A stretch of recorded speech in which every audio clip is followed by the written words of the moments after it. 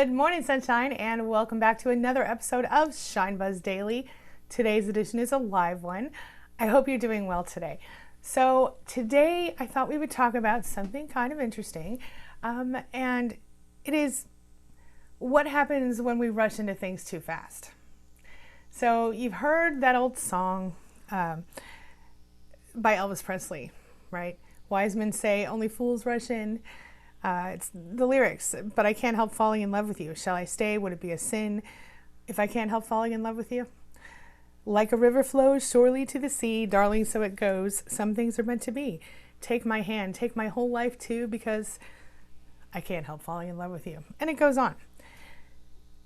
And it's romantic and it's special and everybody loves it, right? I'm going to really quickly double check that I am online safely because I don't want to be talking to nobody. Okay, I see that I am online and we are getting there. Okay, everybody, here we go. All right, so here's the thing. We've all probably, every one of us in this room today have probably rushed into something too fast in our lives, right? I mean, honestly, we tend to do it a lot in many areas of our lives. So we rush to get ready in the makeup. We rush to get ready in the morning. We mess up our makeup if we're females, or we forget to button if we're everybody. We sometimes knock our coffee all over the place when we're in a hurry and have to clean all that up. We maybe have a work thing, a deadline we're rushing to get a report to the boss, or, you know, for me it was always, having an article ready for publication at a certain time, or a book deadline or whatever.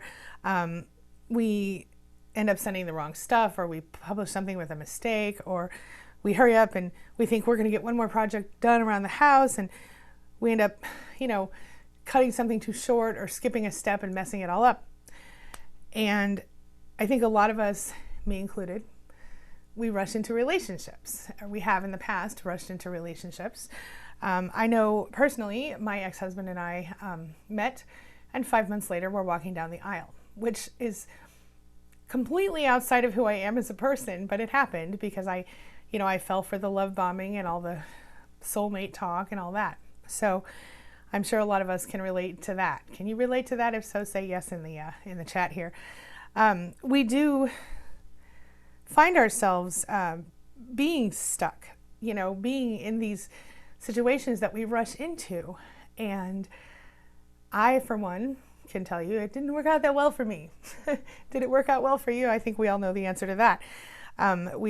This is at least for those of us who have been in romantic relationships with toxic people. That's not always the case with people here. Sometimes we've just had toxic families and we smartened up and didn't end in one of those. Not that we're not smart to end up in one of those, but in hindsight, you know what I mean. Okay.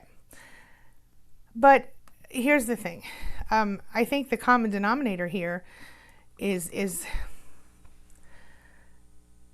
that we messed up and we ended up spending a lot of time cleaning up a mess we made, or a mess that we got ourselves into, depending on the situation. And in hindsight, obviously, it would have been a lot faster for us to just kind of slow down and take our time and do it right the first time, right? Okay. So what happens when we're rushing then is that we're not planning. We're not looking ahead. We aren't thinking about what comes next, at least not in the way that we should. At least when it comes to, oh my gosh, I have to hurry up and turn in this report, or oh my gosh, I have to hurry up and do this project or whatever. Now, of course, when it came to my toxic relationship, I found myself thinking, I'm going to end up like in this perfect family. We're going to have everything's going to be awesome. We're going to have this life together. And none of that was true, but I really let myself believe that for a while. And I'm sure that many of you can relate to that. It happens all the time. I will jump into a project thinking, I've got this, I know what I'm doing, I've got it all figured out. And then here's an example of that from my own recent life. I would really love to build like a giant, like a ranch or a community where I could have survivors come and stay there and heal, and maybe they need to get away and they don't have anywhere to go, and so I could be that place for them. And I thought, oh my gosh, this would just be perfect. It would be the best way to extend my mission bigger, because one of the reasons that I couldn't get out before I did of my toxic relationship is I didn't have anywhere to go. I didn't have anyone to count on. And so I thought maybe I could be that person for people, And so I started talking to a lot of people. I started this big group, and I was like, we're going to do this. This is the dream team. We're going to create this like nonprofit situation. And unfortunately, I didn't know all the complications involved with a nonprofit. It's really complicated and stressful, and there's a lot of legal issues. And it was just more than I could put my head around at the time. And it costs a lot more than you would think. And I didn't know how to go about securing funding and all of that stuff. So basically that project is on hold until I figure it out. The reason that I'm talking about that is because I wasted a lot of time on that when I could have been doing something more productive for the community, right? And here's a less serious example. So you're mopping the kitchen floor, and you do this before you clean the top of the fridge. And once you clean the top of the fridge, all the dust and whatever comes down onto the floor, and you have to remop, okay?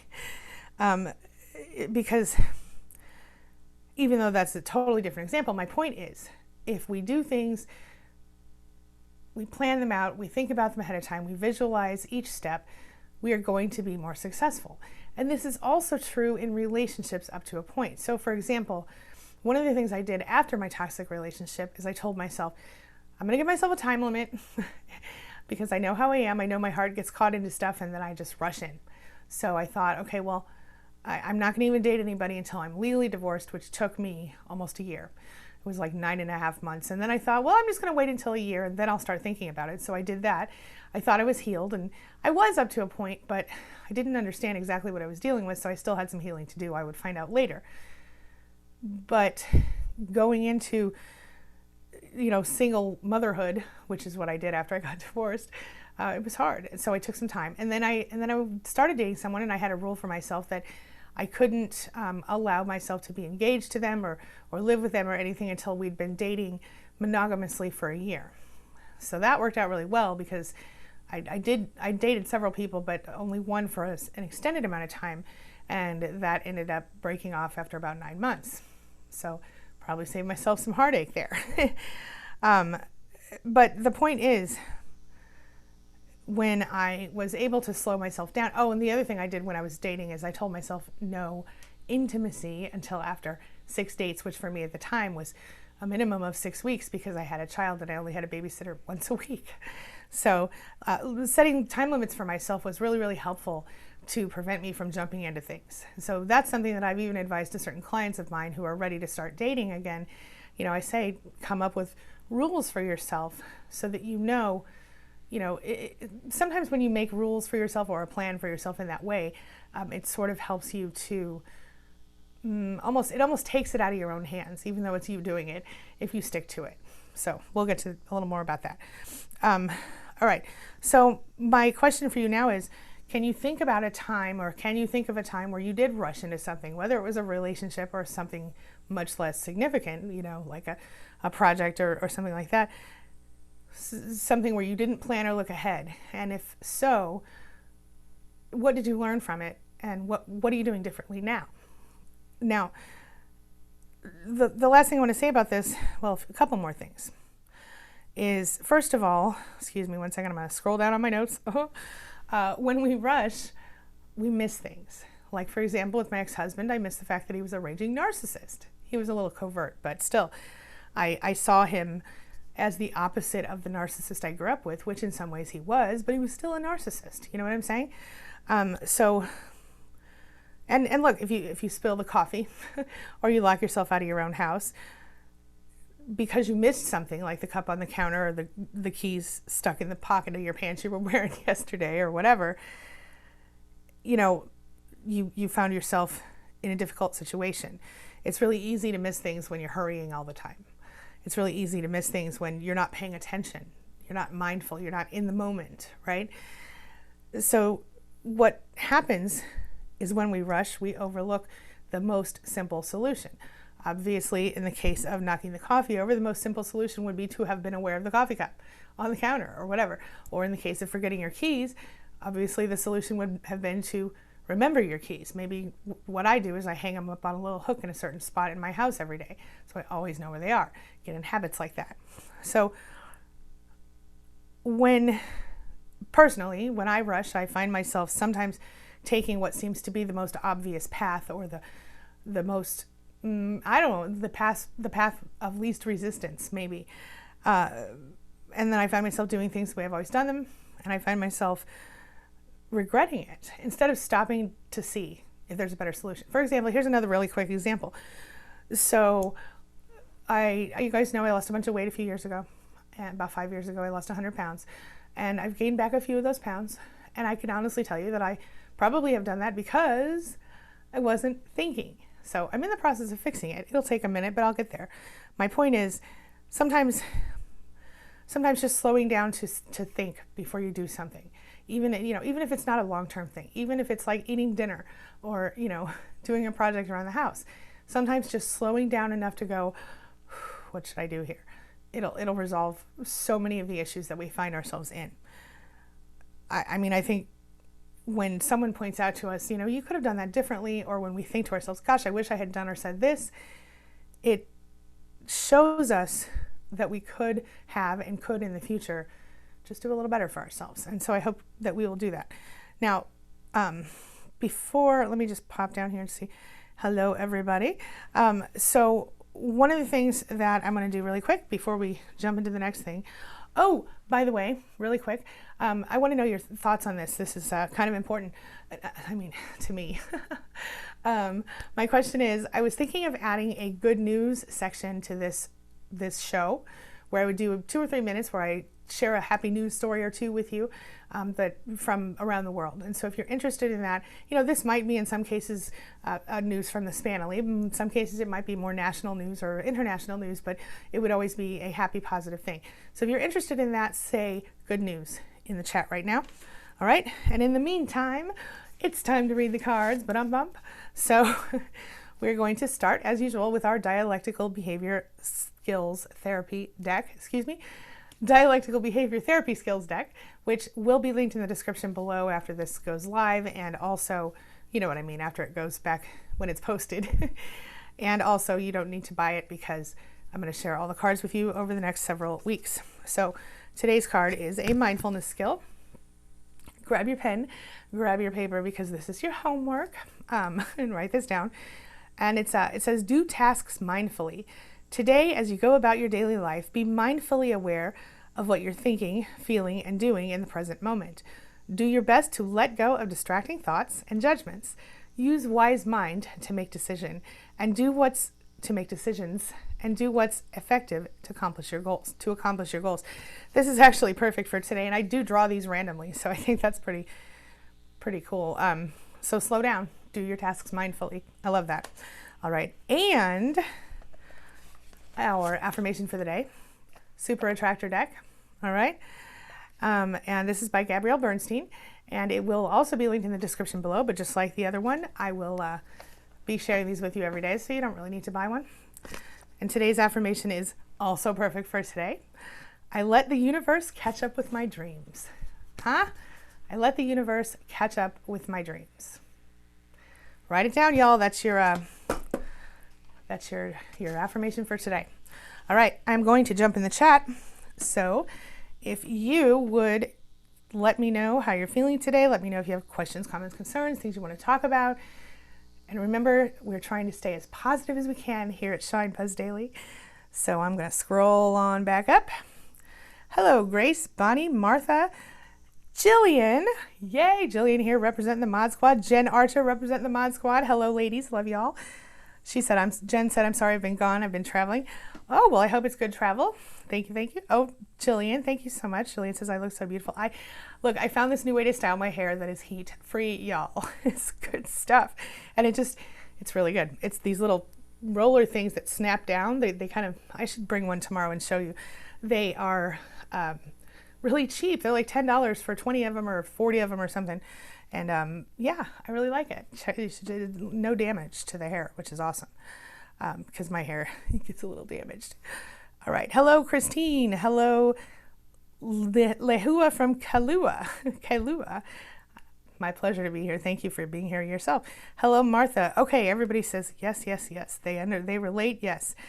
Bonnie, A&B Nation, Dulce, Nancy, Tashius, Nubia, Just Shell.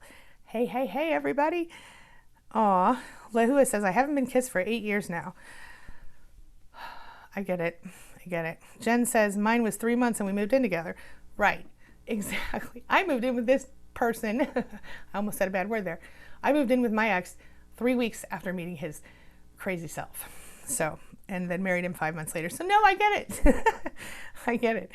Tyler says, what if you do just fall for someone really hard? Tyler, absolutely. Let's talk about that really quick. So if you fall for someone extra hard, that's okay. It is okay. But you must give yourself limits, right? That's why I gave myself, after I rushed into that relationship and ended up, temporarily sidetracking my happiness, I did give myself limits. I told myself these are my rules, and I stuck to them because I wanted to. And it was hard sometimes, but I knew that if I stuck to them, I would have less of a chance of getting in that situation again. So my suggestion is, if you do fall for someone really hard, great. Just make sure that you keep your other things in your life going on at the same, don't end your friendships, don't stop hanging out with your people, don't stop doing your things that you love to do. So make sure that you maintain a separate self from that person. Don't spend every waking minute with them right away. Make sure that you kind of, limit the time and go slow. That's all. Don't move in right away. Don't get engaged right away. Just go slow and enjoy. And if that person has a problem with it, you can explain yourself once and say, I'm really totally into you, but I need to go slow. I've been hurt in the past and I want to make sure that, we're on the right path here. And it's important to me to maintain myself in this process. I tend to lose myself in relationships. And if they can't feel you on that, you might want to look twice, because a lot of times one of the biggest red flags of a toxic person is they rush in because they want to hurry up and get you hooked before you figure out who they really are, I think. Maybe I'm just making that up. No, I really think that's part of it for some of them. Yeah. Nubia says, yeah, only fools rush in. I was such a fool. Me too, girl. Me too. Yes. All right. Colleen, married a year in. Right. E-Rock in the house. E-Rock, let us know how you're doing with your mission of sobriety. E-Rock says, yes, seeing two people in a relationship evokes two things in me. A sort of jealousy and then an almost feeling alien to me. I can't seem to recall the feeling of love, or maybe I never really felt it. I think a lot of us can relate to that, E-Rock. Honestly, I really don't think I ever knew what love was until I had my first kid. And then I was just bowled over by this overwhelming sense of, I would do anything for that person. I would die for that person. And I don't really think that I've ever felt anything so profound in my life, except the other 2 times I had kids. And the other, for the children. I don't really believe that anyone, maybe outside of a certain cat, has ever loved me unconditionally. And I'm okay with it now, but I do believe every person should experience unconditional love from their parents. But unfortunately, I bet you most of us in this room here, maybe not most of us, but a lot of us, have not experienced such love from our parents, and so we don't even really know what it feels like. I didn't until I had a kid. And so if we don't have kids, sometimes we may never fully get it. You know what I mean? Or I guess we could feel that way about our pets, because pets, I think, do up to a point love unconditionally, but children do not. Even though we might think they do, they're still humans, and we could do something to make them hate us if we wanted to. So I try not to, if I can avoid it. I mean, sometimes you have to be a parent. You have to, put your foot down, but yeah, and I made my kids mad a few times, but mostly I think they love me. Anyway, I get what you're saying, E-Rock. Nancy says, me too, to Lewa, I don't know. I'm just going to keep going. I'm sorry. Can I call you just Lee, maybe? I don't want to mispronounce names. Yeah, Jillian says, no fast relationships ever worked. For me, the recovery time was directly correlated with the time spent in the relationship. That is a fair statement. And I think that's probably a true statement if I think about it. And that means I probably didn't give myself quite enough time to recover, but I tried. And I didn't really know what I was dealing with at the time. Kit Kat, welcome back. Yay, Kit Kat here, represent the Mod Squad too. So long since I've seen you. That's so good.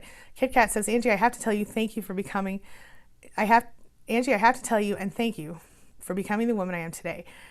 I haven't been on for some time because I've been doing so well. It's been 2 years since the official end, and I've spent, where's the rest? Kit Kat. And I've spent the entire time working on myself and taking care of my kids. I'm so happy and at peace. I've joined healthy groups of people, and this morning when I woke up after a week of nasty weather, dropped the kids to school, and I am on an impromptu road trip to the beach right now. It's so cold here. I'm so jelly. She says, I have a full tank of gas and lugs telling me to go.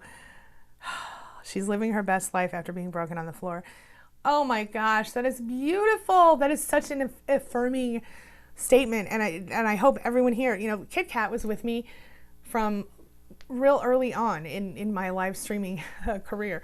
And I've watched her go from being in the relationship to now obviously thriving like a champ. I'm so proud of you. Oh my gosh. Thank you. I just have goosebumps. I'd give you a big old hug if I could. Just virtual hugs. I'm so proud of you. Okay, moving right along. We'll come back to I think the Kit Kat might have a little more to say, but I want to catch everyone else while I'm here. Okay. E-Rock would like that. Okay, cool. Jody says, I plan to tell him I'm tired of feeling like I don't matter.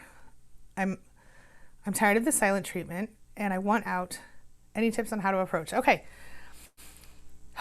Well, let me say this to you first. Jody, I would say number one, first of all, make sure you have your ducks in a row before you say that. Don't say that and then expect to hang out for another 6 weeks while you figure things out. So before you say it, be ready. I would suggest when you get a chance, run over to queenbeing.com/plan, P-L-A-N, and download the free stuff that's there. There's a couple of workbooks and worksheets and stuff to help you remember all the things you need to remember as you're leaving, right? All the things you need to grab or whatever. But as far as approaching it, I would make it about him or make it about something that isn't him. And what I mean is, don't say, I'm tired of feeling like I don't matter. I don't want the silent, I want out of here. Don't say any of that because number one, he's not going to hear it. And number two, if he does hear it, he's just going to use it against you. He'll try to suck you back in, hoover you back in with all the nice stuff. So instead of that, come up with an idea that, either is not about him directly, as in, I need to spend some time by myself or whatever. You don't have to say you're leaving for good. Just say you're going to go, for a few months and spend some time somewhere else, or you need a little distance so you can figure things out. Or you can say, clearly you're not happy in this relationship, so I'm just going to make this easy for you and I'm going to just step back. I don't know if you're planning to leave or or you're wanting him to leave the house, and that would make a difference on how you say it and what you say. If he's leaving the house, I would even go so far as to set him up in an apartment or something where he can, I would even go so far as to move his stuff while he's at work one day and be like, here's your new place, here's your key, I'm gonna need some time to myself. You know what I mean? I don't know if that's helpful at all. I need more information about your situation, but there is a way to get around that. And I don't know if you have kids that are still at home or what your situation is, so kind of give me some more information about that and I could try to give you some other stuff. Okay, E-Rock said that would be a great source. Awesome, okay. Let's see. Hi, Vicky. E-Rock says, how do you go from negatively visualizing things based on your past experiences and present to positive visualizing? It's hard because there's already this fixed idea based on real experiences. Okay, this is a valid question. So, E-Rock, I think it's all about intention. This is why I talk about intentional vibration management all the time, right? So, for example, if you catch yourself, you have to be very aware of what your thoughts are. And so take 2 weeks and tell yourself for 2 weeks, I'm only going to think about things that are positive. I'm only going to speak positivity. Okay. Well, you're human, so you're going to have those moments where you're not doing that, even in the 2 weeks. But during that 2 weeks, you're going to be hyper vigilant, maybe not hyper vigilant of your thoughts, of the words you speak. And after the first few days, it will almost be natural to you. But what you'll do is if you find yourself going, oh man, I can't do that. Things are terrible. Oh, you go, no, I now, pattern interrupt, right? And so one of the things I do for pattern interrupt, I've told you guys before, is I say this affirmation to myself. Nope, I now cancel that thought and I replace it with this affirmation of my true divine desire. Then I say something I want instead of something I don't want. It doesn't have to be related to whatever the negative thought is, but it can be. So for example, if you find yourself going, there's no way I'm ever going to get this horrible project done. I didn't mean to say the other thing. There's no way I'm going to get this horrible project done. It's going to take forever. Oh my gosh, it's terrible. Oh, I hate my life. Okay. Nope, cancel that thought and then replace it with this affirmation of your true divine desire and instead say, this project is going to go so smooth. It's going to be so easy. I'm going to be done with it perfectly before I even know it. You know what I mean? So you change your thoughts to begin with. You will continue to have negative thoughts if you don't actively manage them. So actively monitor yourself. Give yourself 2 weeks to try this. And I guarantee you, E-Rock, if you try this for 2 weeks, at the end of the 2 weeks, you'll be like, she was so right. Seriously, try it. It really changes your whole vibe. And when your vibration is positive, more positive things come into your life. When you're thinking, I am capable and I'm going to, snap right through that stuff, it'll happen before you know it. Sometimes when I have a really long day, I'll sit there and I'll look at my schedule and be like, my gosh, I have 6 calls today. I have to do a live stream. I have to do all this other stuff. And then I go, nope, I'm going to cancel that. I'm going to cancel those thoughts. And instead, I'm going to say this day is going to go smoothly. I love what I do for a living. I'm so blessed every day to do what I do for a living. And that's the truth. And why am I complaining? I just remind myself, my life is amazing. I can do this. I got this. You know what I mean? So it's about changing the way that you perceive things, but also actively monitoring your thoughts and your vibrations. And when you catch yourself, which you will, stop, rethink it, reperceive it, and move on. Seriously. Music really helps with this as well. I like a power playlist. You guys know about my Good Morning Beautiful playlist, which if you are interested is at queenbeing.com/playlist. It is very eclectic, the mix. And apparently I made it, when I made it public, I also allowed people to add songs to it. So there are some songs on it that I don't know about that I haven't heard, but it's a lot of fun if you want to check that out later. Anywho, okay. So I hope that's helpful. Doreen says, Angie, that's my dream too. If I ever get the opportunity, money, you were the first person I will think of.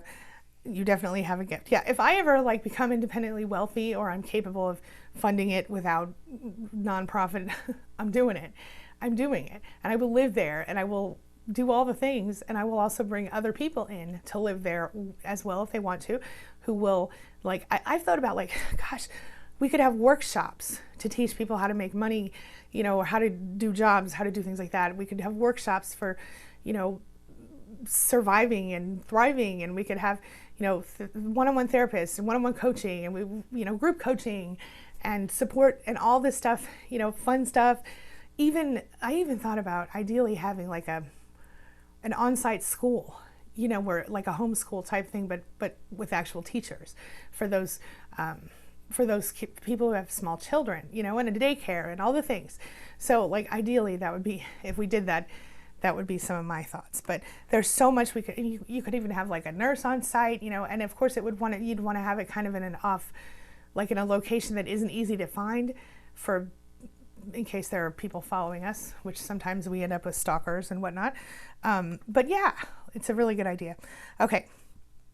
Oh, Bonnie lived on Oahu for 4 years. Oh, very cool. University of Hawaii lived on and off campus. That is awesome, Bonnie. She said she was telling that to Lahua. Okay. Oh, Jody says, I spoke up. I called him out on something. He stopped speaking to me, stopped buying food, and stopped helping me with some bills. This has happened on numerous times, and I'm tired. Well, if he's not paying the bills, he should get out, right? Yeah, in that case, I would, depending on where you live, if he wanted to fight you, if it's your house and you own it, you will have to go through the eviction process, and that's going to suck.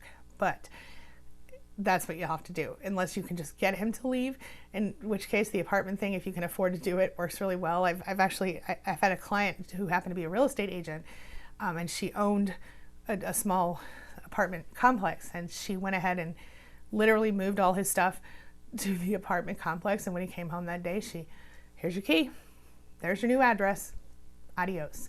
And because he didn't really it wasn't he could have stayed and fought her on it. He did for a minute, but then he realized, she did all the work for me, might as well just go to my new place. And so he did. And it's we shouldn't have to do all that for them, but we all know that we do more for them than we should.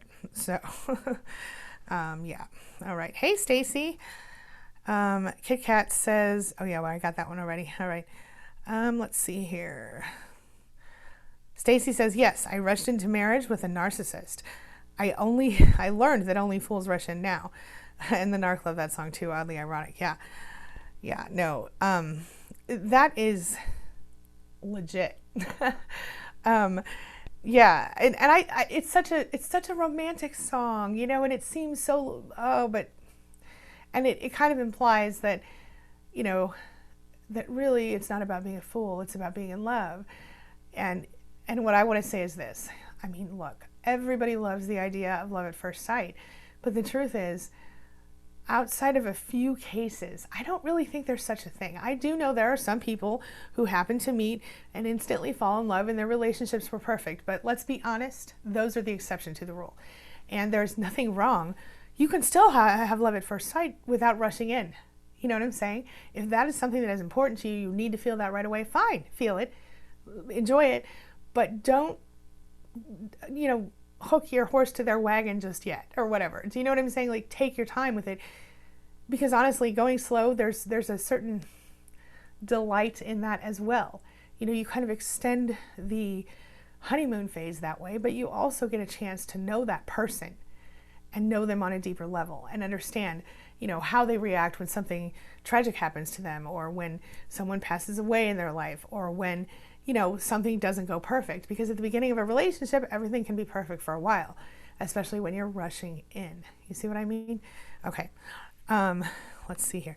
Jody, that was not rude. It's totally okay. She says, I was trying to get my question and how rude of me. I'm sorry. Thank you for everything. Oh, it's my pleasure. And I hope that was a little bit helpful, the advice that I did offer. Let's see here. Bonnie says, I rushed into cutting veggies for dinner and I cut myself. I'm okay now, but I'm much more mindful when wielding a knife. Yeah, exactly. I have a scar on my thumb. Is it this thumb? No, it's this thumb. I don't think you can see it on the camera, but I have a scar on this thumb. It's a big scar. It's like a C-shaped scar. I was making chili one day and I was in a hurry and I was doing all these things, and I opened a can of beans to put in the chili, and the can opener was messed up. So I tried to pull the lid open with my hand, and my thumb went through the other side. It's a stupid thing. And it was so I had to go to the ER and have it stitched up. So there's an example of me being a fool rushing in. So I feel you. Mindfulness, important. Kit Kat says, I had to share and thank you because I haven't rushed into anything for 2 years and it has paid off. I will be forever in debt to you for getting me through 22 years married. That just makes my heart so happy. And you are not in debt to me. You are actively showing people that that we're on the right track here. And I appreciate that more than I can say. Kit Kat, I'm so, so proud of you. Big hugs to you. I'm so proud of you. I could just almost cry. Okay, but I'm not going to because I have eyeliner on today. Okay. Martha says, I'm living more mindfully and slower. No, she says, living more mindfully and slower is what I'm trying to do each day. One thing at a time. Yes. And Lahua says, slowing down to think. Yes. Breathe. Yes. It feels good. It feels good, and it lets you, look, multitasking is great. And I'm going to tell you something. Every time I multitask, I'm like, I'm awesome. But then I realize when I multitask, I'm not effective at anything, genuinely. I cannot do two things at once when it's mind involved. Now, I certainly can, do something with my hands that doesn't require thought and talk to someone, or maybe comprehend an article or a book or a TV show. But outside of that, not so much. I definitely can sing and clean at the same time, and sing and drive at the same time, which if you guys remember the other day when we talked about polyvagal theory, singing is one way, and humming and gargling, and then one way we can activate our vagus nerve, and then we can start to heal our trauma. So let me remind you of that. And if you want to see that video, you can check on my page. And if I remember, I'll also pin it in the comment below when this video goes live. All right. Let's see here. Jen says, I learned when I was still early in my healing. I thought I had to get it all done now. Yes. Missed the flying monkeys I moved in with. Now step by step. Oh, Jen, I hear you. And Jen is another example of what I would consider a very successful, powerful woman. She left in a situation where she did all the things she had to do. And I'm not going to spill her whole story here, but I will tell you that she did it, and she did it the hard way because she had to, but also she's 100% happier, I think, than she was. And correct me if I'm wrong, Jen, but I'm also super, super proud of you because you really did the hard part. And I don't want to spill your story because I don't want to, if you want to share your story, put it in the chat here and I'll read it when I get to it. But I don't want to just without your permission tell your whole story. Stacy, thank you. I love the hearts. Jedi Frogmaster in the house. Hello, welcome back. I love your name. I tell you that all the time. Jillian says, I just have to say that the faster I rushed, the worse the mistake. Yes. She said, I really had to stop and consider what made me rush into relationships. And she said, after I took responsibility, my life changed. That is powerful. Jillian's another one I've watched from, I think you've been with me since way back. You've been with me since like the beginning, if I remember right. Jillian has been recovered for a while, and I missed her for a while because she was not needing to watch my videos anymore. And that's part of the reason that I'm not the only reason, but part of the reason that I wanted to focus on the more positive aspects and the beyond part from now on is because a lot of my people, they got done and they were like, well, I don't need you anymore. And I still love them all. And I don't want them to need me on the bad stuff, but I do still want to stay connected with you guys. And I am past that part myself, have been for a long time. And I kind of got tired of talking about the narcissist. I wanted to talk about you and me and the next level. And I'm so happy that you guys are with me on this. All right. Moving right along. Jillian says yes to good news. Thank you. Okay. Yeah, good. Okay, I'll start that. Lahua Bonnie says, I heard that, yes. I still have a few friends from college. Okay, this is about the island. All right. Suzanne in the house. Hello, Suzanne. Welcome. She says, hi, Angie. I am so thankful for this group. I have felt crazy every day and doubting my gut feeling and intuition. Yeah, Suzanne, I get that. I think all of us going through those toxic situations did that. We forgot who we were. We forgot how to listen to ourselves, or maybe in some cases we never fully understood that stuff because we grew up in toxic homes. Like I always knew, okay, this is what this is how I'm feeling about this thing. And here's an example of me just blowing my intuition to the wind. When I was getting married to my ex-husband, I remember very vividly standing there looking gorgeous in my dress, by the way.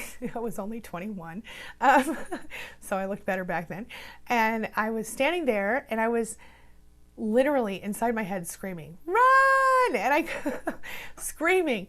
And it was so loud that I barely could hear anybody talking. It was like that. And yet I stood there and I thought, oh, I'm so strong. This is just cold feet. Look at me. And I felt so accomplished when the thing was done and I had said the I do, even though it literally took me like a full 60 seconds to say the words because my brain was screaming, run! Anyway, there's an example of rushing in. There's an example of not listening to your intuition, and it just did not serve me at all. It caused me, another few years of pain. But today, I'm grateful that I made that wrong choice because it helped me learn a lot of lessons. So I'll just leave it at that. All right. Jen says yes to good news. Love that.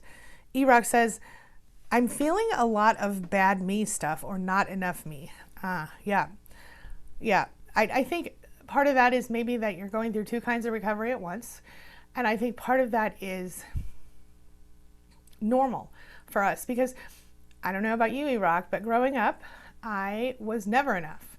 I was essentially told that on a regular basis. Who you are is not okay. That's what I was told. And when I was a kid, I was like, it's just because I'm a water sign in a house full of fire signs and all that.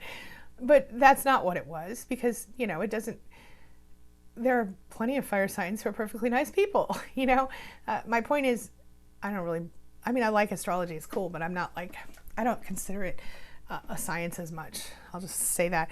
I don't base my life on astrology. I like to read my horoscope sometimes, and if those of you who read the shine.buzz site, you know that Miriam, one of my featured writer over there, she is an expert in that stuff, and so she does a weekly horoscope, and I love to read that. But it's not, it's not how I don't base my life on that. But one of the things, E-Rock, that you can do here is, again, watch your feelings, watch your thoughts, start changing them intentionally. If you tell yourself I'm not good enough, correct yourself because you are so good enough. Look what you're doing. You're surviving, you're thriving, you're sober. You're doing all of these things for yourself that will make your life better. And you cannot You cannot let those old voices from the narcissist and the toxic people in your life drag you down anymore, right? So here's a fun visualization. I've said this a million times. I'm going to say it to you one more time. Imagine with me, if you will, that in the back of your head sits the most toxic person that you experienced in your life. And they're in a chair that has some wheels on the bottom. It doesn't have to be a regular wheelchair. It could just be a dining room chair with wheels or whatever. They're sitting there and they're in the back of your head, right? Every time you hear a negative thought, it's them. Well, one of the things I like to do is imagine that there's a little ladder that goes up the back of your neck, and that little tiny version of yourself climbs up that ladder and steps inside your brain and then pushes that chair right out your nose, okay? Right out your nose. Sometimes it's even fun to blow your nose in that moment, right? And then imagine that, and it's funny. It'll make you laugh a little bit because it's a silly idea, but it will also help you pattern interrupt and to literally, visualize that person leaving your head. And if you can do that enough times, they'll stop coming back. Do you know what I mean? Okay. I hope that's helpful. Let's see here. Carol Box says, I so needed your beautiful face. Thank you, my friend. I just allowed a toxic Hoover. I'm only 2 months out. Yes, we are breathing today, Carol. Okay. So it happened. You don't have to stay in it anymore. You don't have to keep beating yourself up for it.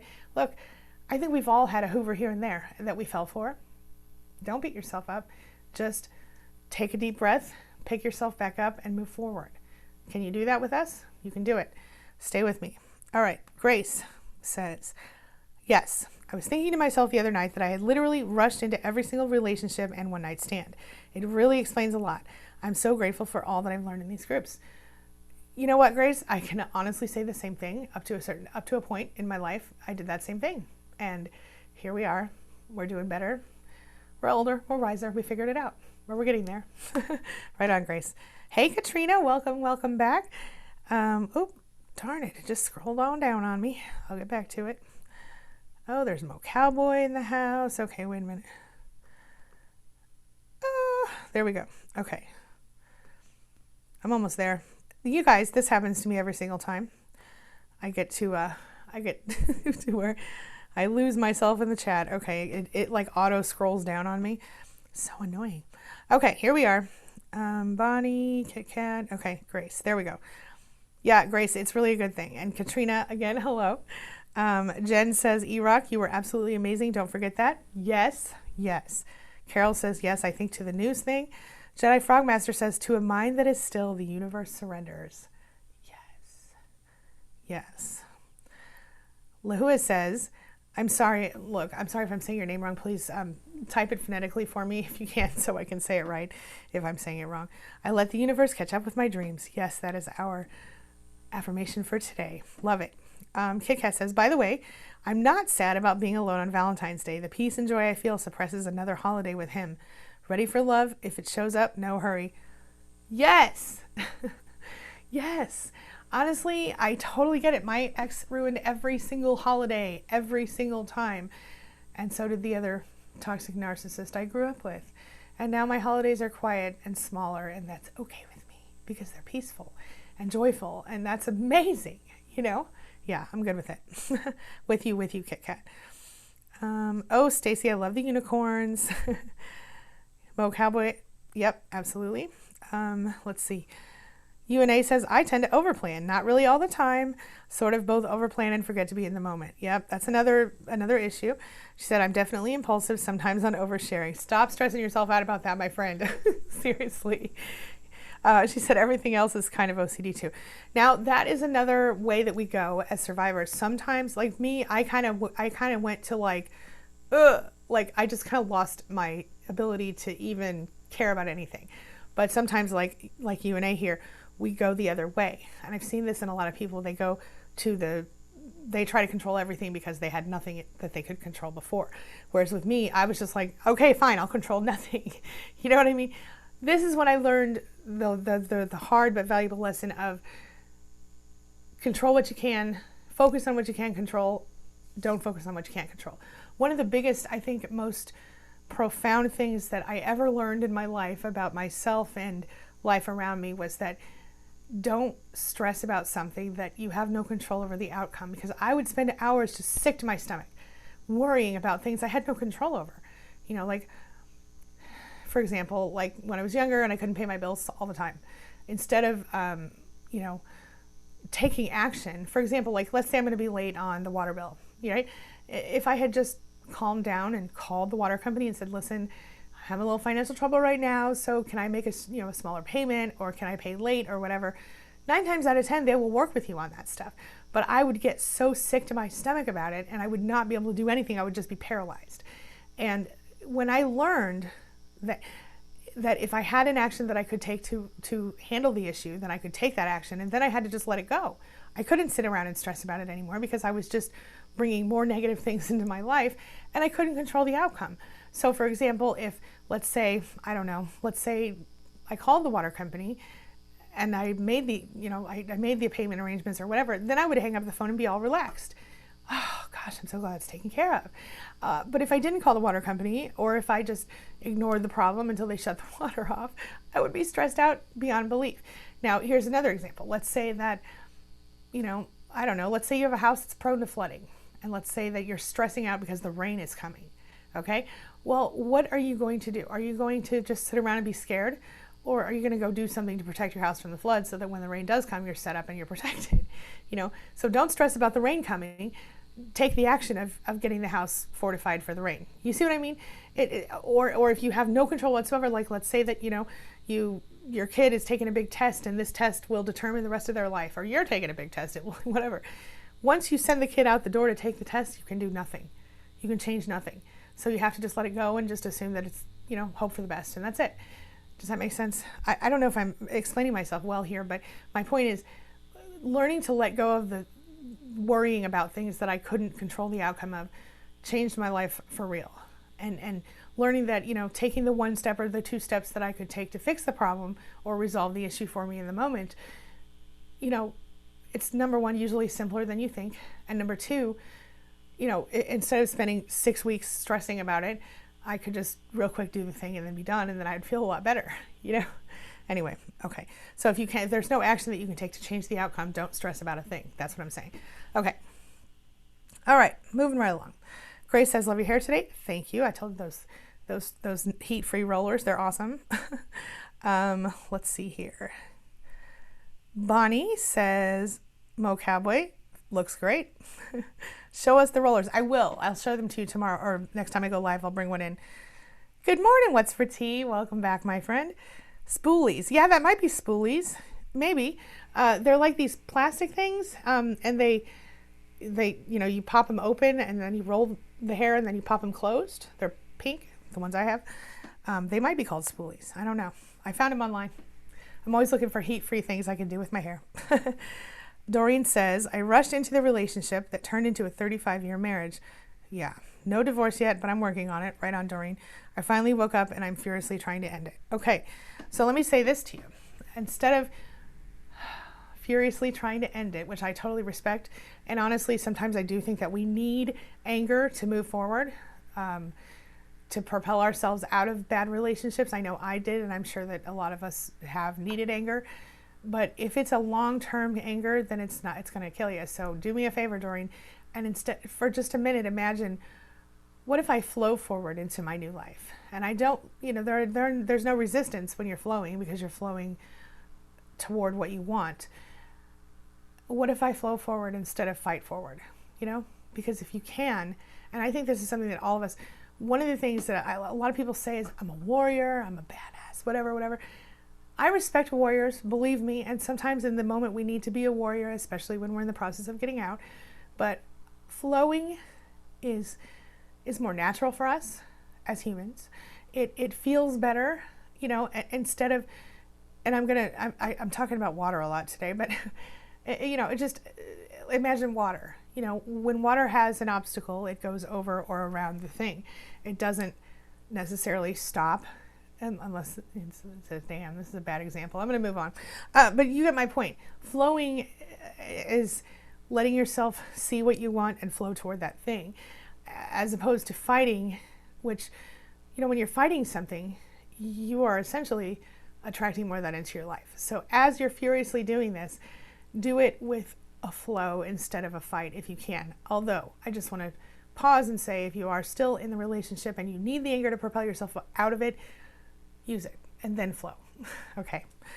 I don't know if that made any sense. Okay. E-Rock says, I don't have any dreams except for the nightmares. That is terrible, and I'm so sorry. I suggest that you get some dreams, my friend. I want you to, E-Rock, do me a favor. Go to queenbeing.com/passion when you get a minute and download the passion thing, the passion planner, and just kind of go through it and see what you come up with. You might be surprised. Maybe you do have dreams that you just forgot about. Think about it. All right. And now might be a really great time for you to do. I always say, you know, especially early in no contact and early in sobriety, coming up with a project to do. You know, maybe redecorate a room in your house, or, you know, learn to paint or something. Do a project. Find something to keep your mind off of the thing that you're trying to stay away from. It helps. Okay. Hello, Linda. Christina says your blouse is pretty. Thank you. Wendy from Hollywood, California in the house. Hey, Wendy, welcome back. Jillian says my dog kisses me every morning. Aw, you know, that's really cute. My my son has his cat. I have a cat, and he every night he brings his cat to me to kiss the cat goodnight before he goes to bed. So I kiss him. All right, let's see here, because he's too old for a goodnight kiss, you know, so I just kiss the cat. Bonnie says, Angie, yes, bring those curlers in. I need a change. I still use sponge curlers. Yeah, I get you on the fine hair, girl. Trust me. Okay. Yeah, those things are awesome.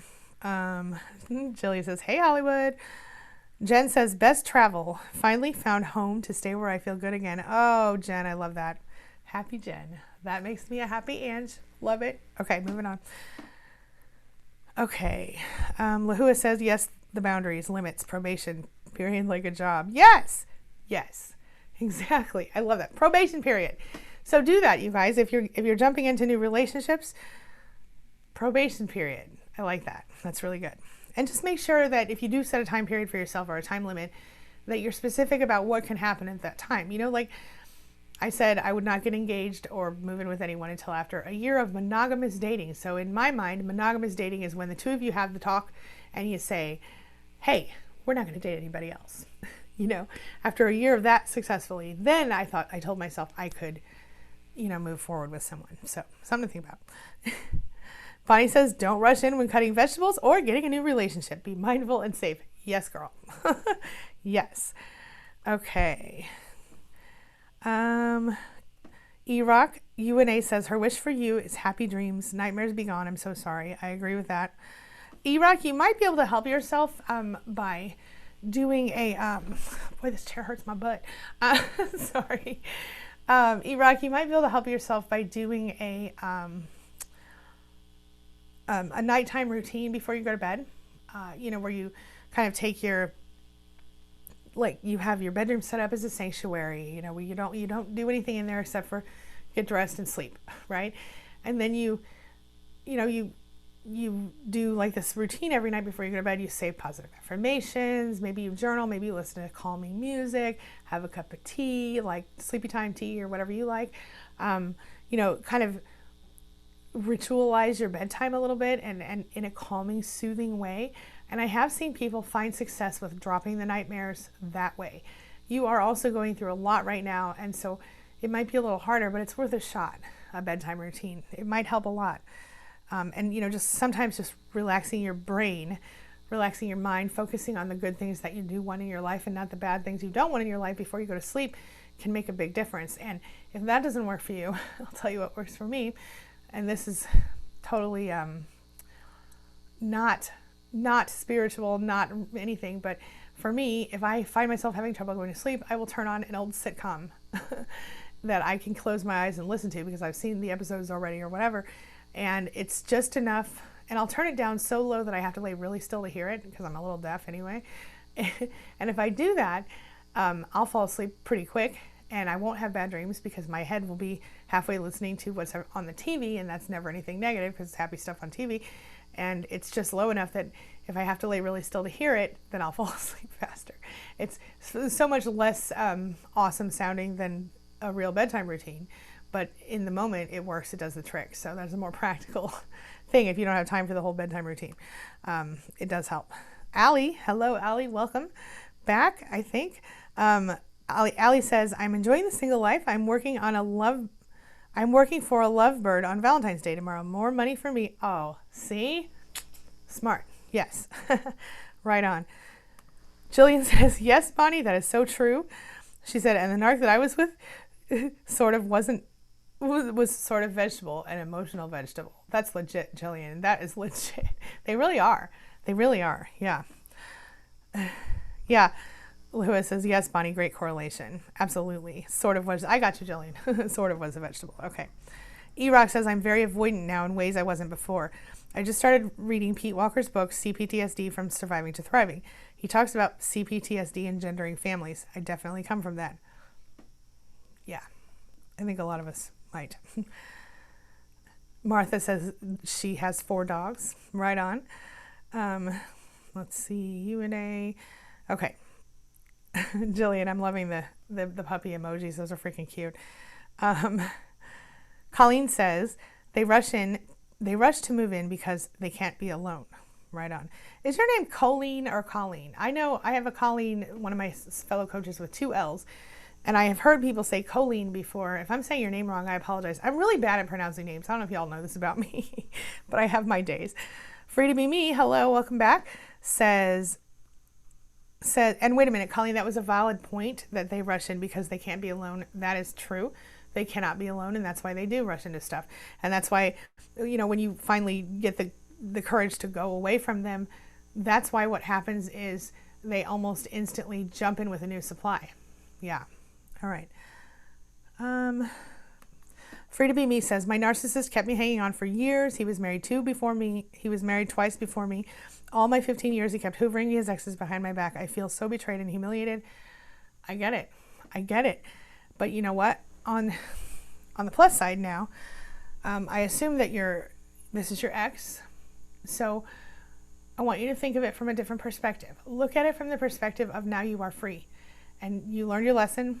Maybe there were some good times, maybe there were a lot of bad times, but at this point, if you continue to live in that space of feeling betrayed and humiliated, you're just wasting your life. Now I know you need to go through the mourning period, and I'm not pushing you past that, but I'm saying if you haven't done your grieving yet, take the time to do your grieving and get past it, because life is so much more beautiful on the other side.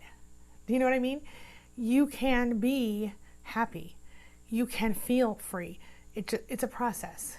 It's a process. And when you get to the point where you can finally release the connection to that person and the connection to what they did to you, you can recognize that you get to decide from here what happens. You don't have to listen to that person or any other person to tell you what your life has to be like. As long as you're within the limits of the law, you can do whatever you want. You know what I mean? And I think that's pretty cool. You can decorate your house however you want. You can live wherever you want. You can do, within reason, almost anything you want. So who do you want to be now? I really love the process of self-invention. And that's one of the things I work with a lot of clients on is, who do you want to be? How can we help you evolve beyond being a victim? Because I don't like to think of us as victims. We're survivors and we're thrivers and we are evolving beyond all of that. That's what I think we all want to be doing in the long run. In the short term, though, you must allow the emotions to flow through you, feel them, and work through them. Grieve the relationship, grieve the person you thought you signed up for that you didn't get. Grieve, the feelings. Let go of all of that and then recognize, my friend, that it was not you who was the problem. You shouldn't feel humiliated. You shouldn't feel betrayed. Okay, I get the betrayed. I get the humiliated. I'm not saying you shouldn't feel those things. Let me take that back. I understand why you feel those things, but in real life, he's the one who should feel humiliated. He is humiliating himself on some level by betraying a perfectly good person, by treating people like objects. And in the long run, he will end up either alone or with someone who doesn't care about him, because he doesn't have the ability to truly love anyone. He doesn't have empathy. He doesn't care about how people feel, clearly. You know what I mean? Okay, moving on. Allie says, thank you for everything, Angie. My niece is watching you too now. Thank you so much, Allie. I'm so glad that I was helpful for you. E-Rock says, I've heard it's called vertigo when your reality is so messed up you can't even stop thinking about the other person or situation even though you really want to.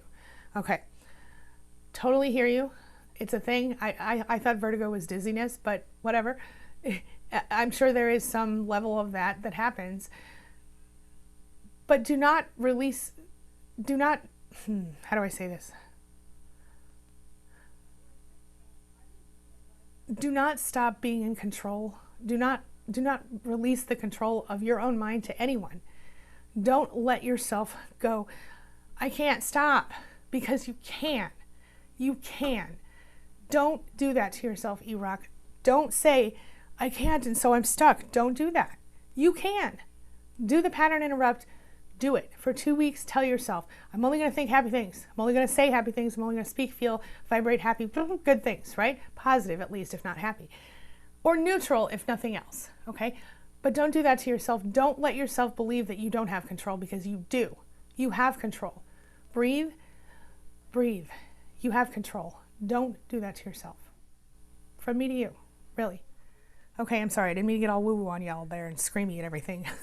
But I feel really passionately about this because I know for sure that we have control. In the deepest depths of my abuse, I learned the hard way how much control I really did have over my own mind.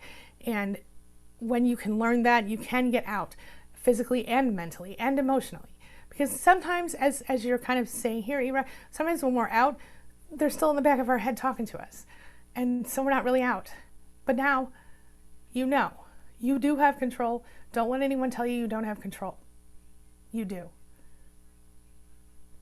All right. So weird. I hear someone talking and I don't know where they're at. Anyway. Okay. All right. I mean, it's somebody outside, I'm sure. What's for tea says, yeah, narcissist mother, no love there, had a loving grandmother, so I got a bit. So that's helpful. No unconditional love. Right. That's the thing. That's the thing. A lot of us don't even know what that feels like.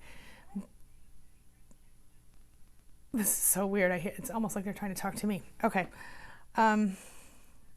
Christina says, as far as not rushing in, it can apply to other situations too, like financial decisions. Darn right, Christina. That's a tough one. So I will admit to rushing in on a few purchases online, but I try not to rush into big financial decisions as well. I'm with you. Yes, Stacy says 100% my cats are my babies. Yeah, my cats are also my children. They know. My kids know. Those are their brothers and sisters. It's fine. I'm with you. Ariel says falling out of love very quickly. Yeah, that happens. Let's see here. Beth says, Linda, that's nice. Our cat gives intermittent reinforcement. Okay, so mine does too. One of my cats is like my cat. The rest of my cats are my children's cats. But yes, my cat is very loving, but also it's because he knows that I won't do things he doesn't like, right? So I don't pick him up when he doesn't want me to. I don't force him to stay with me when he wants to go somewhere else. And so he trusts me really. And I'll tell you how much he trusts me.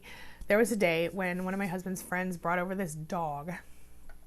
And it was a big giant dog came in the house. And I don't know why my husband let the dog in the house, because we had cats, but he did. And that was fine. I like dogs. I love dogs. I grew up with dogs, but I'm terrible at training dogs, so I don't have a dog. But anyway, this dog came in. He was a big German Shepherd, and my cat was like, no. And so he was in the kitchen. We have this bench around our table thing. He was sitting on the back of the bench. And so I went over to him and I said, Kittle, do you want me to help you? And he looked at me and he walked, he speaks English. You don't know, he does though. And he walked over to me and he let me pick him up, and I held him up here, and he let me pick him up and walk through the house with the dog nipping at my, not nipping, but trying to smell him up through my hands and everything. And I held him up here, and he did not put one claw into me. Those of you who own cats know what I'm talking about here. That is trust, okay? He was calm, and he let me carry him through the house, which was far from the kitchen to the bedroom. It sounds not far, but it's a ranch style house. It's far. And yes, that happened. So then I knew Kittle trusted me. Okay, that was just an irrelevant story, but yes, okay. Okay, E-Rock says 34 days now and horrible, but I still haven't used. I'm so proud of you. Feel horrible, but still haven't used. I feel depressed and despondent. Now listen, okay, It's double whammy because I was using all that to cover up the pain. E-Rock, let's talk science really quick. So your body, because of your abuse and because of the drug stuff or whatever, has forgotten how to make its own like dopamine and feel-good hormones and all that stuff. So when you feel like that, doing things to massage your polyvagal nerve, for example, or activate it, your vagus nerve, I always say polyvagal because polyvagal theory, but your vagus nerve will help. So like listen to music and sing really loud to it, or exercise, or do something exciting like skydiving, or less exciting if that's too much for you.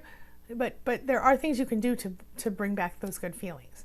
You have to recognize that this is a chemical issue due to the drugs and the abuse. Your body doesn't remember how to do it on its own anymore, so you have to reteach it. Laughing a lot will help, watching a funny movie. Do something, shake it up, and you'll be able to start feeling normal again. Don't beat yourself up, do something.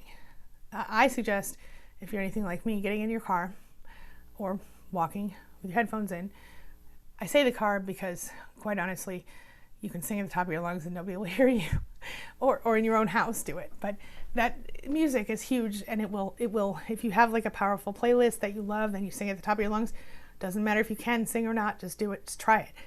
I guarantee you'll feel better. It's powerful and shocking how quickly it works. Like I sometimes will be like, yes, I'll be happy to drive 2 hours to see you because I can sing in the car the whole way there and the whole way back, and I'll feel so amazing when I'm done. You know what I mean? It's good stuff. Try it out. Okay.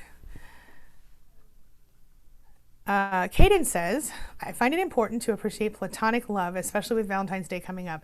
I've not yet had a romantic relationship to compare, but I believe platonic love is important as romantic. You could not have said a more important thing today. That is legit. Is it Valentine's Day? No, that's tomorrow. Oh my gosh, I should make a Valentine's Day video. Okay. You couldn't have said a better thing, honestly.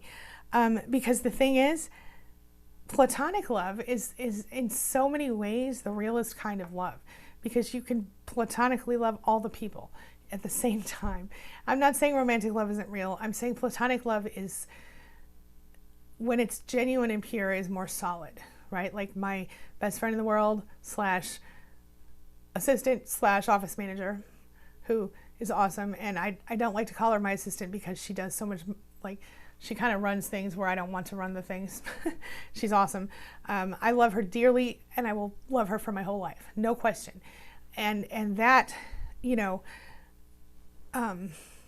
that level of trust and that level of understanding with a person, is beyond what I think a romantic love can even be on some levels. And I'm not discounting romantic love that's true. I'm just saying in general. Okay, moving on. I totally agree with you, Caden. Totally 100% agree with you. Oops, I'm way over 7 minutes over time. Oh, yes. Jen says, Kit Kat, you are amazing, sunshine. You are my hero. Jen, you are also the hero to so many people, and I just want to put that out there. Lehua says, living our best life one day at a time. Yes. Christina says, I'm going to try to make my life workable as I can now and make minor improvements instead of big changes. Yes. Yes. Oh, I'm so happy. Love you guys. This is awesome stuff. Okay. Oh, thank you, Bonnie. Okay, wait. Lehua. It sounds like and is pronounced Lehua. Thank you, because I needed that information. She said, I only know because I spent 4 years in college in Hawaii. Thank you, Lehua. Thank you, Bonnie. Okay. E-Rock says, my dog, I love my dog so much, and I felt love from her. Maybe just all the negativity bias is covering up my memories of positive love. Yes. So again, E-Rock, remember, you have control. Love those who love you. Love life. But do something to get those positive feel-good hormones going again. Laugh a lot. Watch funny movies, sing in the car, I'm telling you, or in the house. Turn the music up and sing at the top of your lungs. I know it sounds stupid. It is huge. It will help you in ways you would never believe. I used to do it every morning. I should do it more often. I used to put my headphones in and walk around the house singing at the top of my lungs. My family loved it. I'm going to start doing that again. All right. All right. Mo Cowboy says, LOL to Beth Crawford, my 2 cats use victim mode if their food dish isn't totally full. Oh, let me tell you really quick. Okay, so my cat, one of my cats, my son's cat, is a real jerk. He will, he is definitely the intermittent reinforcement type, by the way. He will, if he doesn't have food in his bowl, even if he just ate, if he's out of food, he will walk right up to you and start knocking stuff over. Like in my son's room, he takes all the books off the shelves. I don't know how he does it. Knocks over all his little knickknacks and everything. If it's me, if he's wherever I am, he's not allowed to sleep in my room, because the one day I let him sleep in my room, he started knocking stuff off my shelves to wake me up. And then he would knock one thing down and he'd look at me, Mom, and I'd be like, no, I'm trying to sleep. Come on, get out of here. And he'd pull the next thing. Anyway, he woke me up in an unpleasant way. But he'll do it. Like, even if I have people over, he'll come up to wherever I'm at, like up on my desk or whatever. He'll start knocking stuff down. It's funny. Anyway, I totally get you. All right. I do have to wrap up, you guys. I would love to sit here and talk with you all forever and ever. Oh, but first I want to share this one thing with you from Metamorphosis, who says, cool name by the way, who says, I've been dating someone for 6 months, taking it slow. I wasn't fully healed, but I feel like some healing had to be done in a relationship. My therapist says I'm rewiring my brain. That's good stuff. Personally, I think maybe up to a point there is some validity to that, but I really think it's, for most of us, it's more important to try to heal ourselves first and then to get into a relationship. I think it's unhealthy to sometimes count on someone else, to another romantic partner, to help us heal from the last one. I think that can be unhealthy. I don't know your situation. I'm not saying you're unhealthy. I think the fact that you're going slow is very healthy, and that you're in therapy is awesome. So I will say that. But I will say in general, I would not recommend getting into a relationship until you're feeling more solid. But on the same token, and this is a very unpopular thing I'm about to say, I'm going to say it anyway. There are some times when we feel the need for some sort of physical connection, and sometimes maybe with a discussion and agreement on both sides, of what I'm about to say. Sometimes maybe a friends with benefits situation could be helpful in that situation. But I don't want to encourage that, because most of us empaths, we get stuck on that stuff when we do that stuff. So it's better to kind of heal first. But if you must feel the physical connection, if you can find someone with whom you can have a healthy friends with benefits relationship, great. Otherwise, maybe what Metamorphosis is doing and taking it super slow is helpful. Okay. All right. One last question, and this is from Suzanne, who says, how worried should I be about this Valentine's Day Hoover? He doesn't seem to care about holidays anyway. Okay. So if he doesn't usually care about holidays, chances are maybe he won't. But I see so many Hoovers on Valentine's Day. So what it comes down to, Suzanne, is whether or not he has a new supply that he's focusing on at this moment. If he doesn't, I would be concerned, and I would make sure he's blocked. I would make sure your door's locked, and maybe that you turn off all the lights or you're not home for Valentine's Day. But if you are home, just turn off all the lights and be real quiet. if he comes up, don't answer the door is what I'm saying. Don't answer the phone. Don't answer the text. I would block him in every way that you can. I do think that a large percentage, and if you search Angie Atkinson Valentine's Day on YouTube, you should see, I've actually done several videos about that topic. So, or Angie Atkinson hoovering as well. You can put that in search and find it as well. So, all right, everybody. Oh, wait, one last. I just want to keep staying with you guys all day. Kit Kat says, I don't mean to talk so much, but I want everyone to know that I hear Angie in my head every morning. Just take one step at a time. Even if it's a mistake, keep going. She said, I'm paraphrasing. It's made all the difference. That's right. One step at a time.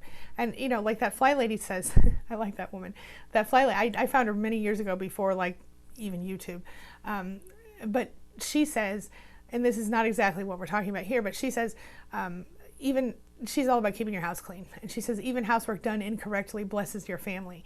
And that is one of those things that stuck in my head all those years. Like, if I was like, oh, I don't have time to, clean the whole kitchen, so I'm just not going to do anything. Well, I would tell myself, no, I can still do some stuff. I can still sweep the floor. I can do the dishes or whatever, because even housework done, incorrectly blesses your family. It's all true. All right. Yep. Body reframe. Exactly. Okay. I'm leaving. I love you all. I want to stay longer, but I can't. So I will see you guys tomorrow with another episode of Shine Buzz. And listen, if you have requests for topics on the show, I saw a request in one of the groups right before I went live today. One of our awesome members said that she would like to have more information about socializing after stuff's over. So if you guys are into the idea of socializing, let me know that, because I can totally do videos on that. And we have a lot of good stuff coming up in the future. I will start to add in the news thing, the good news thing soon, probably in the next few videos. And I will see you guys tomorrow. Have a lovely day, and I will see you soon. Thank you. Now I have to see, I should really be more prepared to hit the button before I do all that, because now I have to sit here and talk to you for another minute while I hit the button. Okay, I'm really leaving. Have a good one, everybody.